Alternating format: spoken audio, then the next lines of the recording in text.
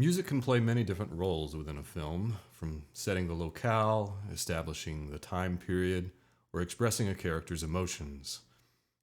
When filmmakers incorporate pre existing music into their films, the music comes with pre existing meanings that the film can try to secretly or sometimes blatantly try to invoke. My first example isn't musical, but I think it's a good place for us to start. In Sam Raimi's Spider Man 2 from 2004, the overarching story follows Peter Parker becoming disheartened with his double life. By following his uncle's advice, with much power comes much responsibility, Peter spends a tremendous amount of his time saving the world as Spider Man. And meanwhile, college student Peter Parker keeps falling behind in his classes, he gets fired from work, and keeps disappointing his girlfriend, Mary Jane.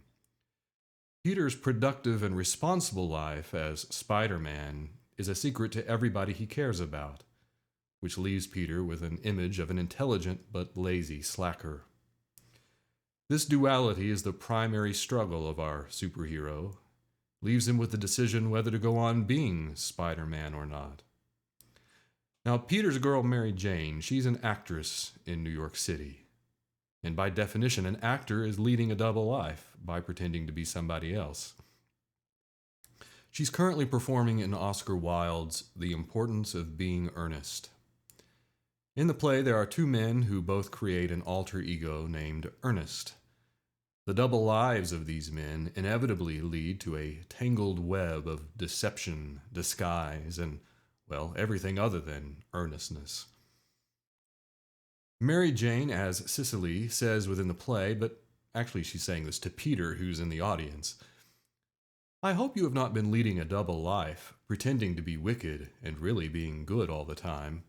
That would be hypocrisy." So the scene of the play shown during the film serves as a microcosm of the overarching drama of the film. It's very effective and very creative. Now let's move on to a few musical examples. We call music heard by the characters in a film diegetic music. When the characters attend a performance or are listening to a recording on screen, that music typically parallels the film's drama in some way. The plot of Pretty Woman, for example, involves a wealthy, ruthless businessman who's in the middle of negotiating a major deal in LA. Edward is required to attend several social functions, but he's not interested in a real relationship. So he hires a prostitute named Vivian to go with him instead. As these two mismatched characters inevitably fall in love, he surprises her with a trip via private jet to San Francisco, and she sees her first opera, Verdi's La Traviata. The experience moves Vivian to tears. It's the tragic story of Violetta, who's a Parisian courtesan. Violetta wants to give up her profession after she falls in love with a wealthy young man named Alfredo. Of course, Alfredo's family and friends disapprove and try to dismantle their relationship. After all, it's unseemly to be seriously hooked up with a hooker. Well, long story short, by the time Violetta and Alfredo are finally together, she dies of tuberculosis. Well, other than the ending, most of the plot points of these two stories match beautifully. So attending and experiencing this opera becomes the catalyst for change in Vivian and Edward's relationship. One of my favorite and unexpected examples comes from The Shawshank Redemption. Andy Dufresne is wrongly imprisoned in Shawshank State Penitentiary for the killing of his wife and her lover. The main thematic element of this film juxtaposes Andy's helplessness that he shares with the other inmates of Shawshank and his eternal hope of redemption. Thomas Newman's score for this film illustrates the coldness of the prison and helps extinguish any faint glow of hope that would infrequently appear in this dank and depressing place. The emotional turning point for Andy occurs exactly halfway through the film. After taking charge of the prison library, Andy receives permission by the warden to write letters to the state requesting materials for the library. Andy mails one letter every week for 6 years. He finally receives a letter in response from the state, along with boxes of donations, including a record player and a bunch of albums. While browsing through the collection, Andy stops and pulls out a recording of Mozart's The Marriage of Figaro. With deliberate action, Andy locks the guard in the bathroom and commandeers the warden's intercom system and plays a duet from Mozart's opera for all of Shawshank to hear. The prisoners and the guards alike are confounded by the beauty of this music, and Morgan Freeman's character narrates. I have no idea to this day what those two Italian ladies were singing about. Truth is, I don't want to know.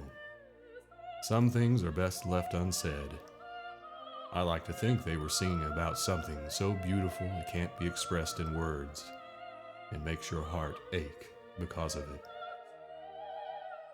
I tell you, those voices soared higher and farther than anybody in a gray place dares to dream.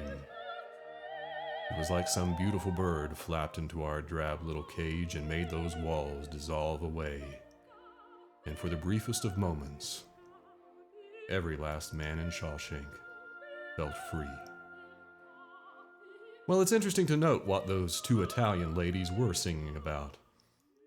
The Marriage of Figaro is about common people tricking and overcoming their incompetent rulers. The characters in the duet are the Countess Rosina and Susanna, the Countess's maidservant. The Count has been trying to bed Susanna, who is betrothed to his servant, Figaro. The Countess is heartbroken over her husband's infidelity and wants to help trick him and teach him a lesson. This duet used in Shawshank comes from Act 3. The Countess is dictating a letter to Susanna for the Count. She's inviting him to meet her in the pine grove that night. The Countess is planning to be dressed as Susanna and hopes that the eventual revelation will shock the Count enough to keep him faithful to her. So why did Andy risk his safety and good standing with the warden by playing this duet? Well, the connections between the two storylines are numerous. First of all, Andy's letter-writing campaign compared to the state parallels Susanna's letter. Andy's pleasure of listening to the duet seems at first to hypnotize him, but soon it energizes him. This becomes the moment where Andy discovers his lost sense of hope.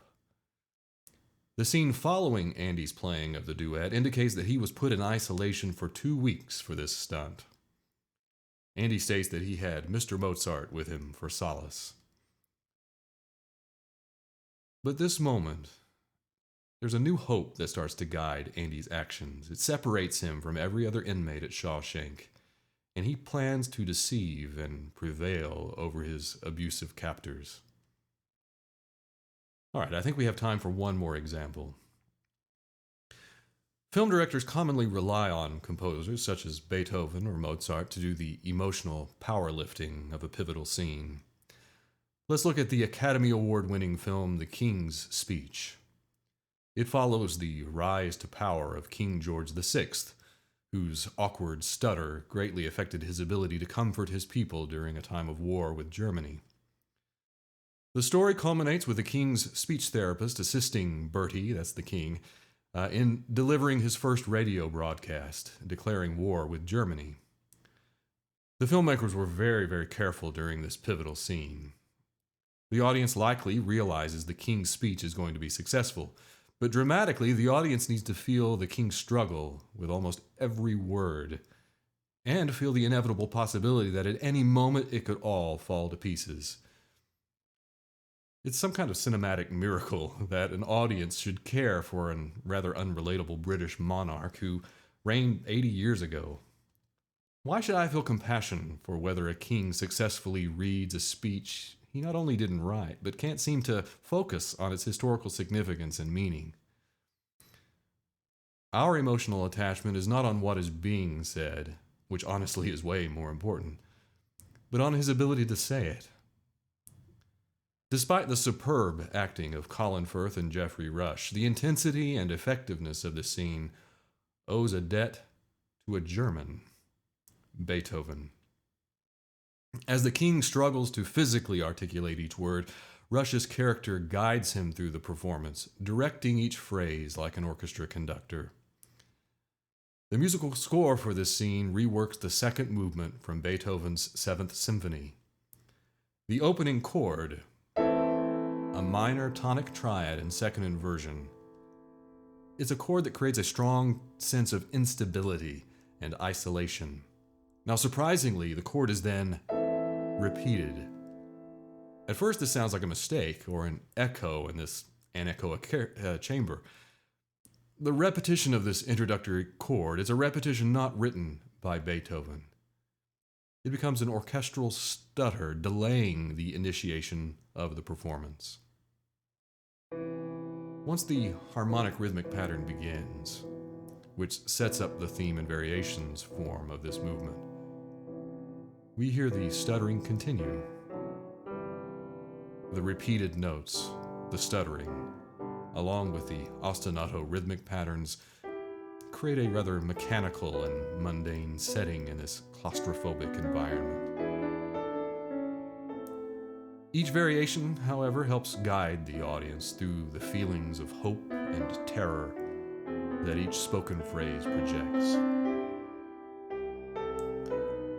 This dramatic musical representation is so effective that Alexander Desplat, who wrote the rest of the score, artfully and subtly continued using musical stuttering in other scenes of the film as well. All right, everyone. This is the last video I will produce for this class. I've missed seeing you during the week, but I hope you were able to finish the semester with success. The deadline for all assignments and projects is Friday, May 15th. So until next time, live long and prosper. So long.